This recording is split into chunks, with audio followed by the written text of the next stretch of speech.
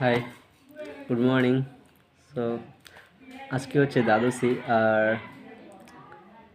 আমার জন্য আজকের দিনটি খুব ভালো। কেননা আজ আমি সকাল সকাল ভক্তদের সঙ্গে পরিক্রমা করলাম, ভগবানে কীর্তন করলাম, আর সকাল সকাল ভগবানের খিচুড়ি প্রসাদ পেয়েছি। এটা খুব একটা আমার জন্য সৌভাগ্যের দিন। যদিও আমি এই বিষয়ে কথা বলি না কখনো, কিন্তু যেহেতু আমি অনেকটা মোবাইল অ্যাডিক্টেড হয়ে পড়েছিলাম, তো আমি মোবাইল ছাড়া গত 2 দিন থেকে বা একদিন মোবাইল আমার কাছে ছিল না, তার জন্য আমি কোনো কন্টেন্ট বানাইনি।